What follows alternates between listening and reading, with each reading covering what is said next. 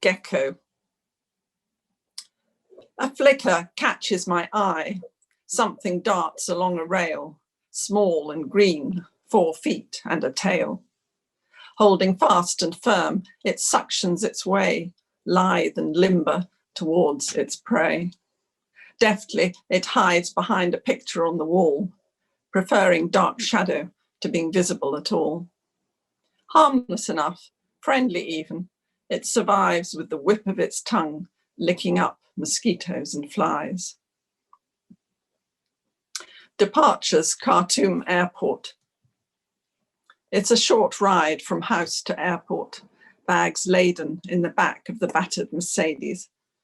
The evening temperature is pleasant. A cooling breeze provides respite after the heat of the day. We queue up behind old men, stately in white turbans, their sons delegated to steer luggage straight. Hennaed Sudanese brides wait patiently with new husbands, their honeymoon in sight. Ta'al hina, scold grandmothers, left in charge of the young, doing their best to keep them close. A few sunburnt Westerners, rucksacks crouched on their backs, try to push a way through, fending off latecomers rushing to the gate. Long-necked Shilluk try far from their homelands, jostle with Saudi Arabians in flowing headdress, like a flock of white birds. Diversity, the poster declares on the airport wall.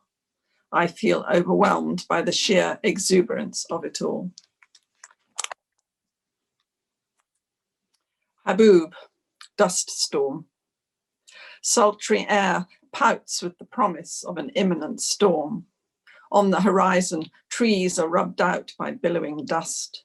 A whirling dervish of wind sends sand into every corner, suffocating, burying the city in a film of dirt. Unseen ghosts screech into life, shapes become shadows as the desert smothers us in its sticky embrace. The next poem I'm reading out of sequence. It's in fact the last poem in the book, but I'm going to read it before I read 4 poems about political protests. And this poem, which is quite short, is really about patience and waiting. And the Sudanese people are very patient, and they do a lot of waiting in their lives. Donkeys and dust. 2 boys race each other, whipping their donkeys in the dust-filled plain. Earth meets sky. A metal bench waits under a solitary tree, hopeful someone will come. Wake up call, Khartoum, 26 January 2019. Practically headless, throat slashed like a sacrificial lamb. He lolls, doll-like, blood gushing out. Arms stretch out to help, drag him away. Not in time. He dies, wasted, but not totally in vain, as I and others on mobile phones 3,000 miles away see the horror, the pain. And it's clear as we absorb the scene, the punishment did not fit the crime, a plea for bread, a stable life. On the outside, Khartoum, 23rd February 2019. I look at you sitting there, smiling, at ease in white jalabia, no sign of stress, as you tell the family of arrest, being locked up in El Kabar prison, 5 of you sharing a cell with basic conditions, a hole in the ground. For once, you had no phone. You enjoyed the quiet, while the family, in a flurry of worry, scouted desperately for news. We imagined the worst, a beating, even torture, the slow drip of humiliation carving into your skin like water eroding a rock. Then suddenly, here you are free, looking surprisingly good. You just slept for 2 days, you say, a relaxing sort of hell. Face in the crowd, Khartoum, 13th April 2019. The old man, face wizened, is still cleaning the streets, gaining his living. Cheekbones hollowed out, his frame slight, his eyes brim with tears, even bewilderment, as he is swept up in the demonstration.